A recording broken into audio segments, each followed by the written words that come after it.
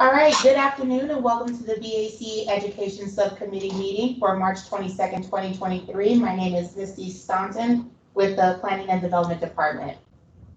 The BAC mission is to advise and make recommendations to the Commission and the Director on the issues related to bicycling in the city, including but not limited to amendments to the bike plan, bicycle safety and education, implementation of the bike plan, development of strategies for funding projects related to bicycling, and promoting public transportation and bicycling. The BAC vision is by 2027, the city of Houston will be a safer, more accessible, gold-level bike-friendly city. I will now start with the BAC Education Subcommittee roll call. Tom Thompson, Leah Chambers, Jessica Wiggins, present. Commander Christine Anthony Miller, present. Beth Martin, Lisa Griff, Judith Villarreal, Robin Holzer, ex officio members David Fields, present. Juvenal Robes. Your Microsoft meeting instructions, the agenda and the slides can be found at the HoustonBikePlan.org/BAC/. You can also join by phone 936-755-1521. ID number is 594-297-824. The Microsoft team instructions are to remember to stay mute unless identified by the chair to speak. If you are connecting through a phone, please mute or unmute by pressing *6. We will now get onto the agenda and start with the director's report by David Fields. Thanks, Misty. Good afternoon, everybody. I have two updates for you all. Number one is by the April BAC meeting of the whole, we will have the mayor's new reappointments and new appointments to the BAC. So if your term was ending this year and you wanted to sign up again, watch for those announcements. And for the open seats, we'll have the new ones. That does remind me, we have to check with legal. There's a certain frequency when we have to give ethics training. I don't recall if it's annually or biannually, or every other year. I can never remember if biannual is twice a year, every other year. Anyway, can you check with Kim? Gotcha. Okay, so we will set that up if it is needed every year. I know we did it last year. Yeah. Yeah. Sure. Are you accepting nominations for that, or is it passed? That is passed. We had an open call for several months. We reached out to anybody who was in a seat that was expiring, see if they wanted to continue, and then we made recommendations, and it is the mayor's purview on what he fully agrees. Okay, that's number one. Number two is the update on the bike-friendly training for fleets. So you'd all tasked us as staff to do a little outreach, a little research. We had a very, very good conversation with Silver Eagle, who's a longtime partner with the city for a lot of the work we do. We spoke to the people who developed their training. They were all open to it. They were going back to see, they actually couldn't tell us off the top of their heads how they update their training, what their process is. They thought they had something. So we're waiting to hear back from them about how we can slot in, but they thought this was great. It's exactly what they're trying to do. And if it's not there, they think it'll be a good fit. So I will continue to work with them, or Brandon was part of this also. We will continue to work with them and update you as we have information. The idea was we were going to use a partner we know could work well with us, kind of get our feet under us, and then be able to model that for others as we reach out. They also recommended we reach out. There's a state trucking association. So they didn't have a direct contact for us, so we're trying to work through city channels to find somebody who already works with that organization to see when we're ready for that stage, if we can do it through their organization to touch many organizations at once instead of going one by one. So that's kind of a parallel effort to get that connection. And then the third item was, Silver Eagle had been working with a technology company about different types of recognition on their vehicles, about cameras and sensors, and we're trying to set up time with them to see making sure bicycles are part of their technology. We believe it will be, and how we can help them assist them with the work we're doing. So those are the different things we are continuing to work, and we will continue to update the committee as we go. Great. Now we'll move forward with the. Just see if there are any questions. Oh, are there any questions? Okay. Now we'll move forward with the co-chair's report, Jessica Wiggins. I'm not sure I have very much for you guys, but I recently got back from a trip to Costa Rica where I got to be in some of, our beloved rainforest. And one kind of interesting thing other than the rainforest in Costa Rica is that their roadway quality is actually really, really great. But they only have infrastructure for people driving. But that doesn't stop people from riding their bikes all around Costa Rica, regardless. And it was interesting to see because on the one hand, I wanted to, wouldn't sidewalks be amazing here? Wouldn't bike lanes be amazing here? Because there's so many people riding, there's so many people walking. And then you had the added context of, well, right, but then you're gonna have to take some of the jungle away to make that happen. And so it just reminded me of some of the tough trade-offs we have to make in the work that we do sometimes. And, is it worth it? Is it not worth it? What ultimately are we trying to accomplish? So just kind of had me thinking more and more about what my values were and how to prioritize sometimes one over the other in what we're trying to accomplish. So that's kind of been on my mind and why I'm doing the work I'm doing, and a part of it is conservation and the environment, and a part of it is people. So it's sometimes I find those two things don't necessarily work well together, but doing our best. That's kind of all I have for you guys. Awesome. All right, do we have any questions or comments? Okay, for public comments, just a reminder, you can send written comments to bac@houstontx.gov by 2 p.m. the day of BAC meeting. Comments will be read out loud by staff during the meeting. You can also comment by phone by dialing 936-755-1521. The ID number is 594-297-824. Press *6 to unmute when called by the chair. You can comment also on Microsoft Teams by typing your name and what you would like to comment.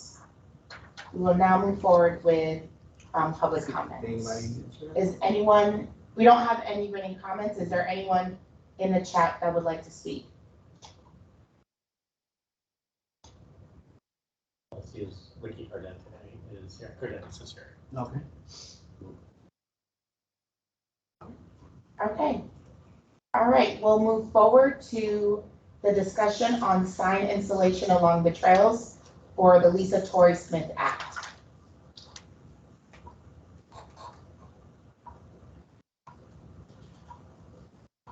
I know that there's a snippet that the chair would like us to hear, so we will start with that.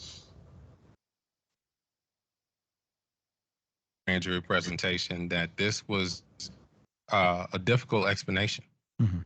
Okay. Well, now let's talk for a second.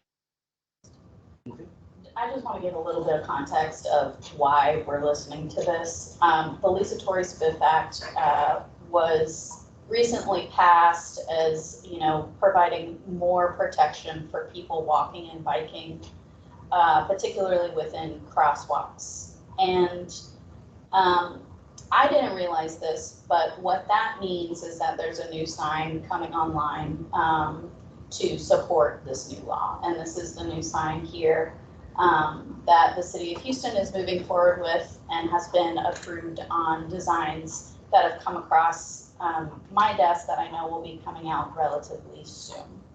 So I was doing my research on trying to figure out what exactly this sign meant. Because it's going to, obviously, I want to educate myself so I can educate others on what it means. You know, my first question was, why put this sign and not just a regular stop sign? So this is a podcast that I found.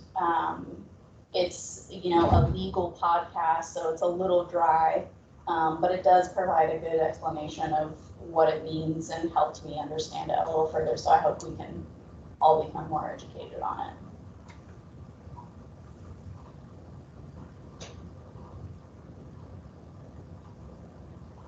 Grand jury presentation that this was a difficult explanation.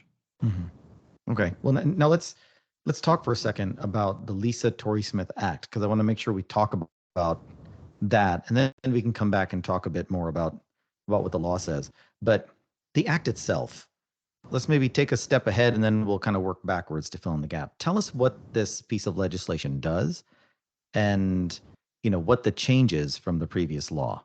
You know, under the previous law, all we, you know, had was the involuntary manslaughter, which, you know, requires the criminal negligent, or should I just say criminally negligent homicide is the exact title under the penal code. Under the common law, would be called involuntary manslaughter. But sure, they just had that simple, very broad definition, right? The other part of the Lisa Torrey Smith Act had two parts, basically. One that made it an offense to cause injury or serious bodily injury to a pedestrian or other protected individuals who are in a crosswalk who are injured as a result of the criminal negligence of a driver. And so this provided a guidance and a roadmap for potential grand jurors to follow. Hey, look, this is what the legislature is defining as a criminal offense. When people do this in a specific area, in a crosswalk, where there is now a heightened standard. The second part of the Lisa Torrey Smith Act was the provision where before it was simply just yield to pedestrians. Now the law was changed to stop and yield to pedestrians. You may have noticed around the state, at least I have, there are more signs going up saying state law, stop if there's a person, a pedestrian in a crosswalk.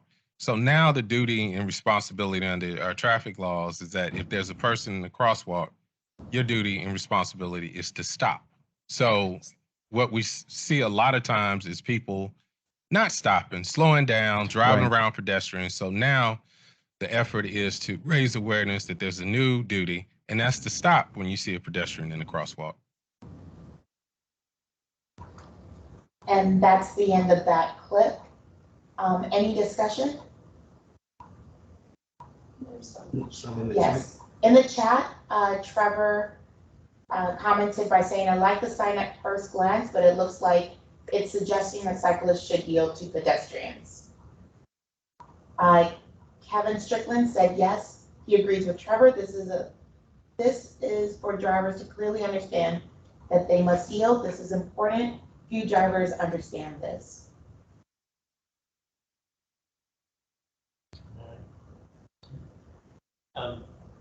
So I think there are multiple steps in our evolution.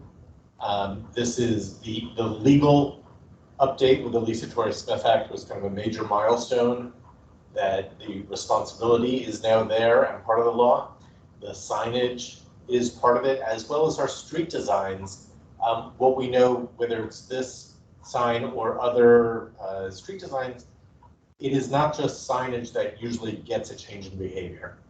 That is one piece of it, but when we redesign a street and we also add signage, people recognize that there's a different thing going on. We'll use 11th Street as the recent example. For anybody who's been at 11th and the Nicholson Trail, we have one of these signs. We also have the street design that makes it very clear that somebody might be there. So not only are people stopping at a more regular basis when somebody's in, they're stopping you when they just see somebody waiting to cross, which is actually not the standard. They don't have to at that point, but it is happening more and more.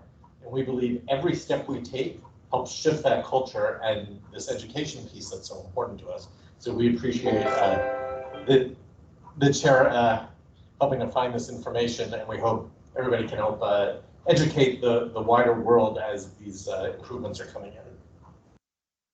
That the sun's already in implementation, so these comments about, yeah, someone might have saw it like stop here for, and then the cyclist and a person might have been a little bit more visibly understandable.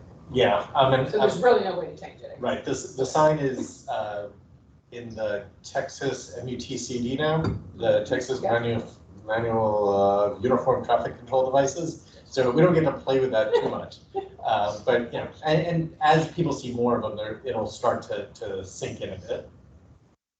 But I do want to, because I think this sign provides an opportunity similar to what I think the 3-foot safe passing law provided an opportunity for, and that's just education.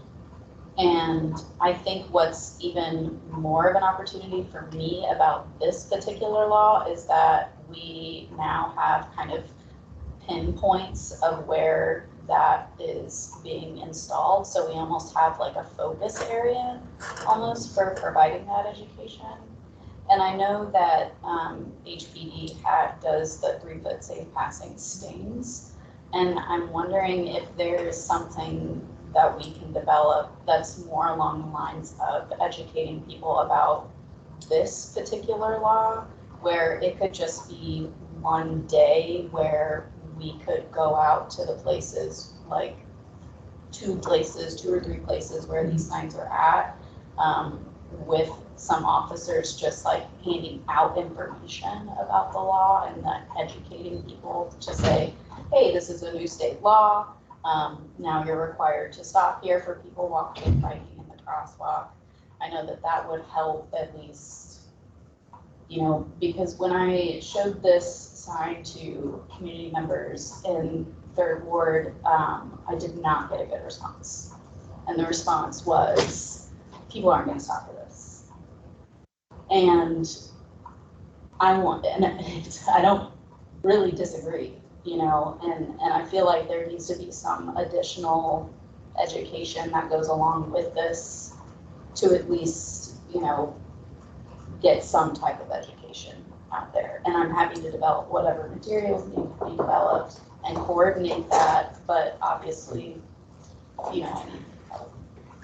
A question, do you think we should focus more on the possible local level, not local, that's wrong, like the neighborhood level, or where these are being installed, or where high accidents areas are happening, or should we check in on super neighborhoods?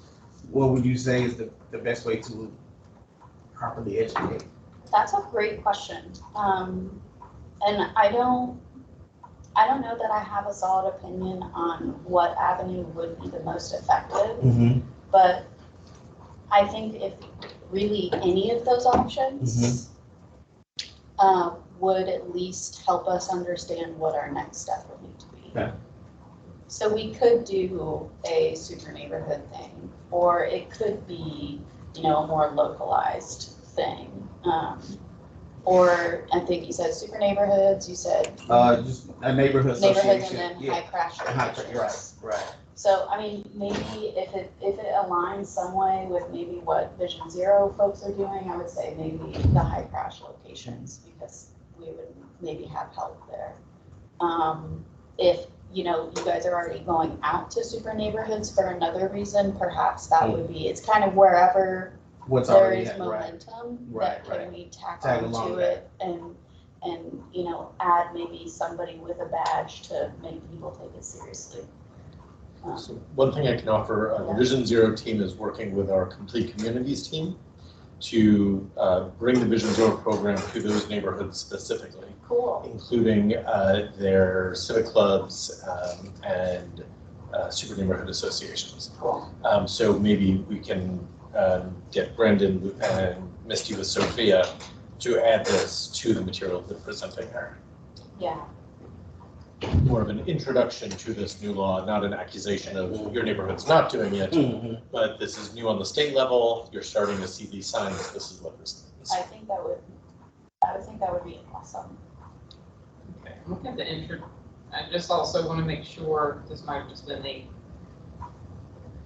the verbiage when it was intro, but the actual law is that the offense is that if with criminal negligence, they operate it within the area of a crosswalk and cause bodily injury to someone. So we're in that, and that would be after a motor vehicle, they actually use the term accident here, but motor vehicle crash. Yeah. So where in this, if you're talking about enforcement, do you find that if someone, you're saying that you don't have to, if someone's waiting on the side, you don't have to stop for them. So if someone goes through and is walking, but the car then stops, or the car then goes around but doesn't cause a crash and doesn't cause bodily injury, they're not guilty of a crime. So then at what point enforcement, so you want people to stop and say, hey, be careful. There's not a ticket versus like when you're talking about the 3 foot, that is if you travel Right. within 3 feet or 6 feet of the thing, Yeah. then yes, we can do that and, Right. and therefore we can write tickets. I mean, Right. it's a big thing. But in this particular thing, the only enforcement would be if someone had bodily injury. Right. And we're not gonna let it. That happened, obviously. I get where you're going, but also understand that if that police officers, if anyone is around watching, you get a car, people drive real slow, they come to a full and complete stop, you're gonna have kind of all of this, you're probably not gonna have. Yeah. So I'm not saying that there's not some kind of collaboration with enforcement, but I just want to be very clear on what you're saying, because if no one has committed a traffic violation and I don't have probable cause, over understand that we also have to have. I see. So So that's what I'm trying to. that's helpful. Also, and respectfully, Yes. towards HPD, on the Vision Zero side, we're doing as much as we can that doesn't feel like punitive enforcement. Honestly, not calling the cops out to be in the neighborhood unless there's a specific thing we can point to that they can help. Yes. Yes. Okay. Completely respectfully. Not because we don't love you and not because we don't want you. No. We want you to be able to focus on the more important stuff you have to do day to day. So Well, that's why absolutely. You don't want people to get all upset. Exactly. You know, whatever. That's you know, why stuff the- like that. starting with the education piece, Yes. you may not Yeah. know this is law, Yeah. and the reason for the law, and the design work we're doing to communicate that. Okay. If HPD ever wants to be part of this, we're always 100% welcome. But I think we want to hold that till we need to. And understand this also as far as like our vehicle crime division, blah, blah, blah. Yeah. They are involved with Vision Zero. Okay. So here I'm on this board, but like that basically, they're already involved with the Vision Zero plans, and they go to those meetings, so if there's anything such as that. Now, that being said, is I think just like, the bicycle friendly, everything is that there has been some education. We do legislative updates all the time, when new things come out. So our officer, when it went into effect in 2021, that was part of our legislative update. And as well, there are, community meetings and this and that this could probably be shared at or distributed, but yeah. Commander, can I ask you, when this came out, did you create education material that we can, I'm going to say steal, probably not the right word, No. that we can work from? Otherwise, we can create something. But We don't, I'll be very honest, a lot of ours it's a narrative. We generally have for all of our, we have a legislative liaison and then our whole unit and stuff, and once everything comes out, it's also a legislative update that the legislature sent us, which is a book about this big. They generally just take it into a circular so that all the officers read through that, so it's really more. got it. Okay, no worries. Yeah. We'll create something. So, There were comments in the chat. Would you want me to read them? Okay. If there was a reason why is there a reason why standard stop signs won't work? I would be happy to share with my super neighborhood to educate the residents in Second Ward. That was by Ricky, and Trevor responded, Ricky, that would require cars to stop even when pedestrians and cyclists aren't present. Ricky then responded that, I guess that's my point, is there an issue asking vehicles to stop every time regardless? So stop signs require what's called a warrant. There are certain standards for when we can put one in. And we can't just put them everywhere, even though, even when requested, we have to take a look. So it's not, this sign lets us say, regardless if there is warranted by the number of people crossing or the different movements, if there's somebody here, you must stop for them. And that kind of eliminates that need to do that study and prove something, which we can't always prove it by the numbers. And understand state law, different states, and I think this is different. This act certainly addressed a need and something that happened. However, there are states that have a state law yielding to pedestrians, yielding to vulnerable state law. Those signs, when it says state law and you're in a crosswalk and you're in Massachusetts and you're about to cross, they're Oregon, it says state law. That would then be enforceable if you saw, you know what I mean? But this is not. It is not a violation of the Lisa Torrey Smith Act if someone started to go and maybe the car didn't yield for them and stop and stuff like that. That's not the violation. So that's what I wanted to be clear. I didn't need to be like. Okay. Do we know the frequency, I guess that's not the right one, or how often these are going up? Are they by request, or are they, do we know that yet? The signs. The signage, yeah, like We are they're being erected. putting these up at crossings with a reason to believe there's a frequent ped or bike crossing at that location. They're not going at every corner. Gotcha, okay. But at trails specifically are the big ones that are being rolled out right now. Okay. Trails crossing general purpose streets.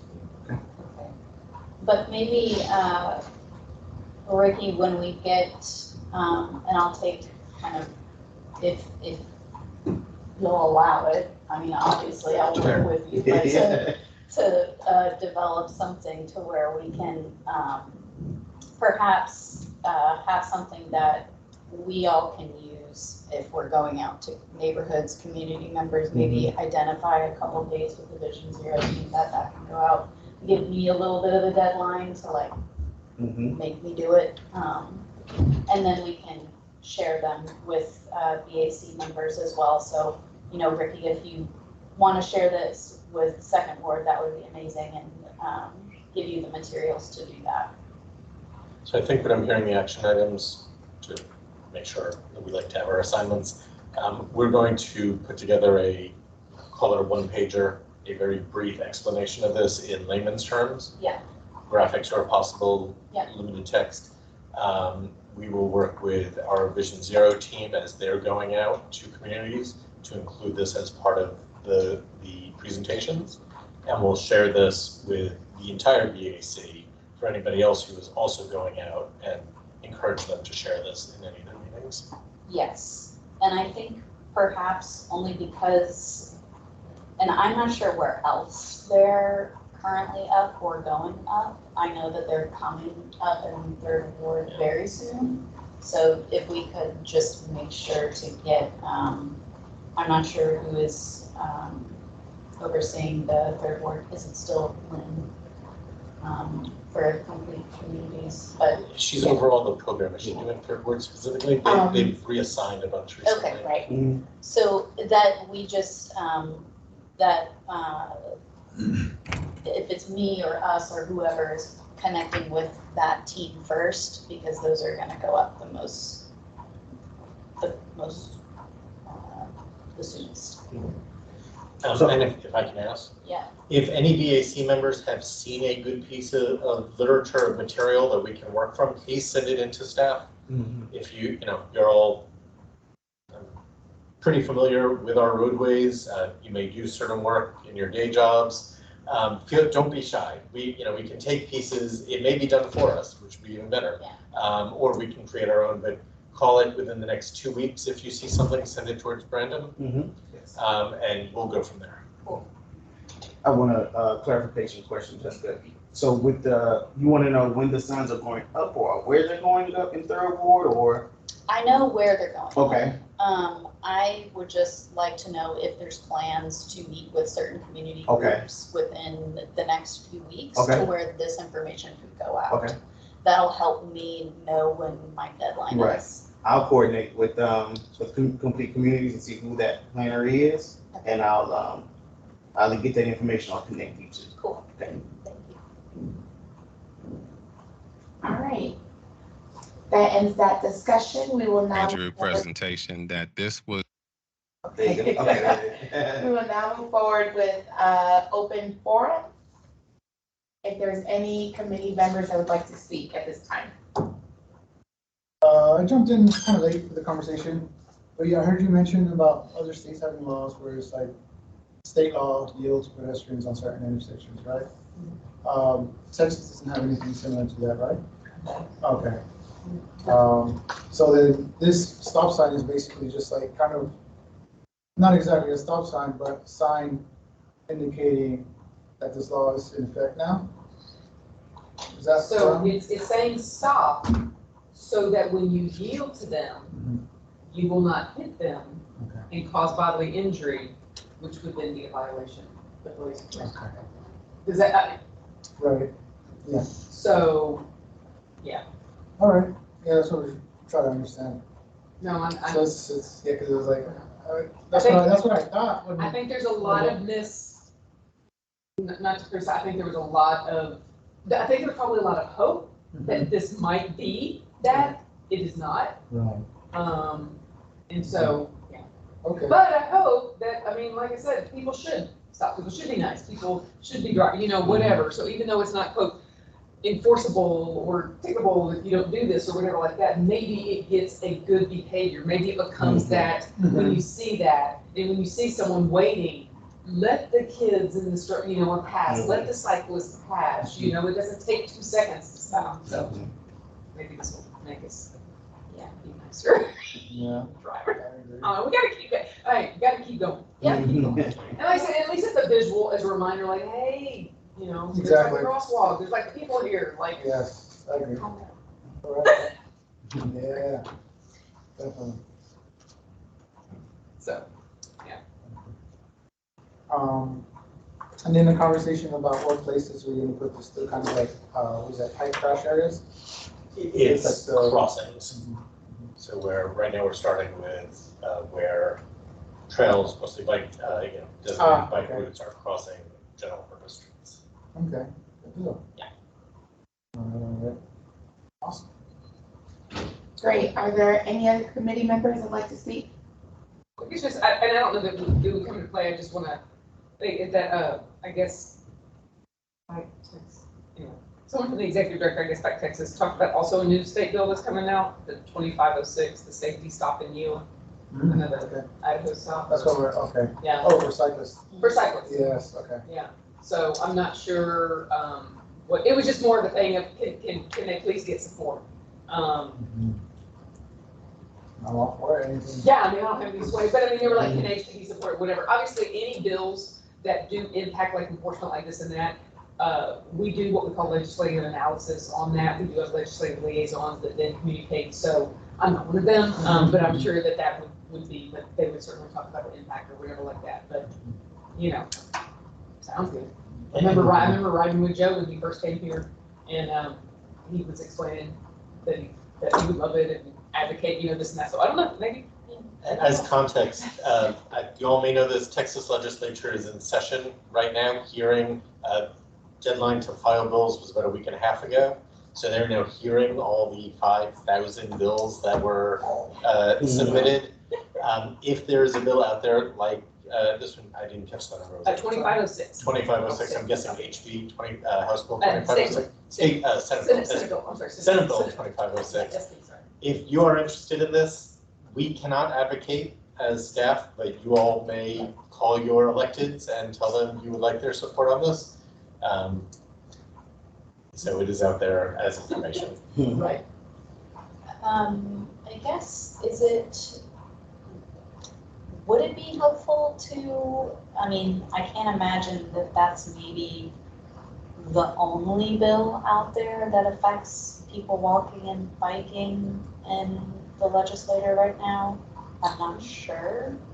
I mean, the bills, I mean, you literally can go to whatever the legislature, all the stuff, so all the PDFs, all this, you can even see as it moves to the committee. I believe you can do key searches. So if you're interested in the bill about human trafficking, go human trafficking, it'll bring up, if you bring something and put cyclist, put up, and then you can read it, and like you said, it's definitely as a group, I mean, we're not able, you know, to do anything political, to stand or anything such as that.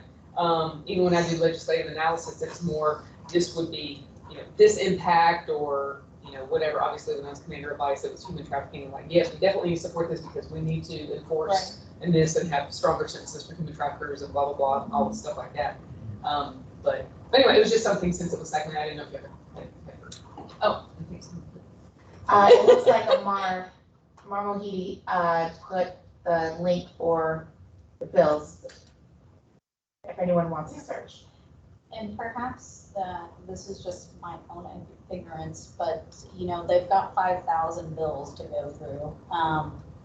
How, you know, would it be worth it for us to, or would it be out of bounds to compile a list of, you know, the laws that may affect people walking or biking in the legislature for the next education subcommittee meeting, just so we can understand? The session will be done by then. It'll be done by then. It Okay. ends in, And I understand probably by Houston and by Texas, they have.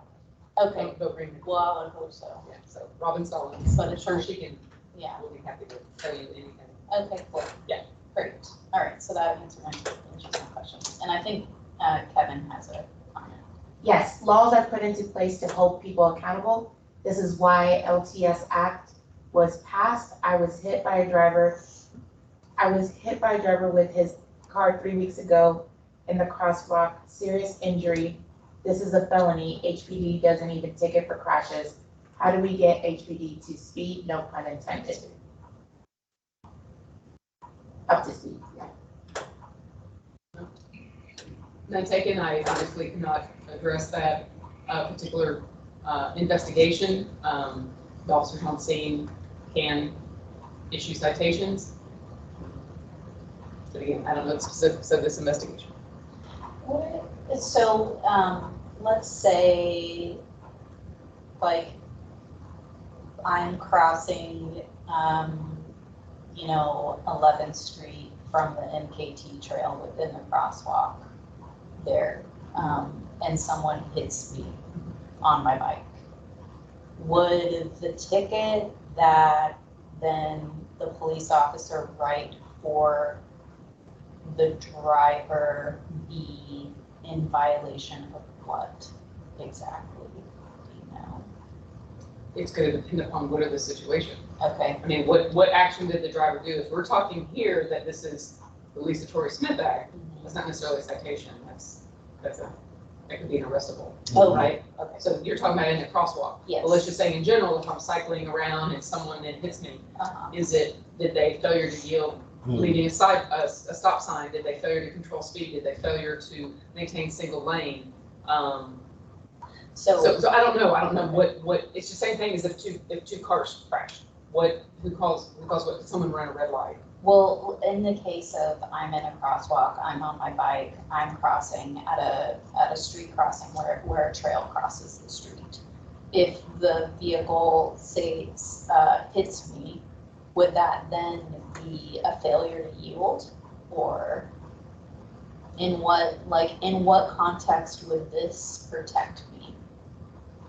So I'm a little uncomfortable putting the commander on the spot Yeah, I'm about not- which regulation.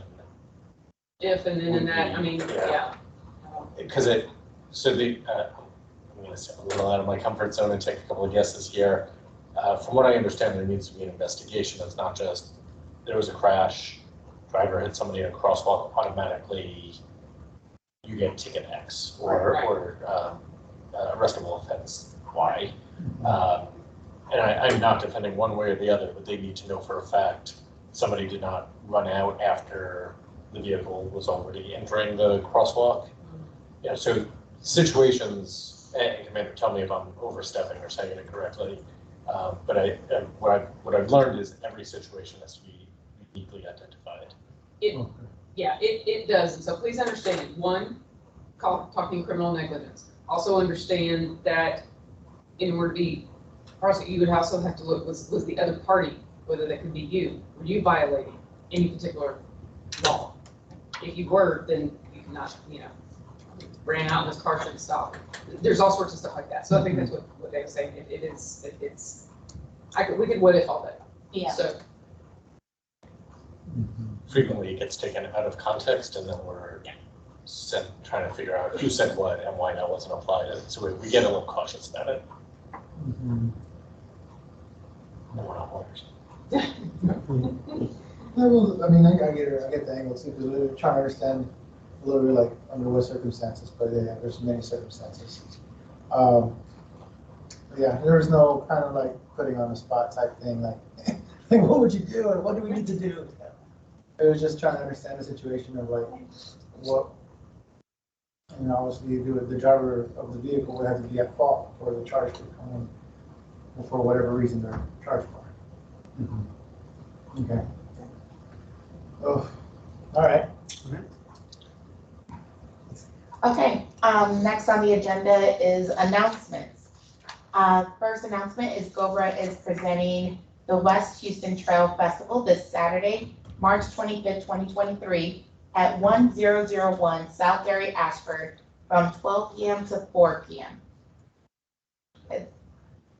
Just like to add, Ben is sending information on there. I believe there's no sign up needed, but you can RSVP on Facebook, and he just sent the link in the Facebook. We'll make sure that link is available for the post email mail out.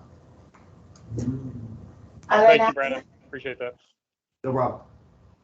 Other announcements, Livable Places is currently conducting a survey about the draft amendments on Chapter 42. The survey will close on April 16, 2023. Please visit letstalkhouston.com/livable places, and the link will be provided in the post email.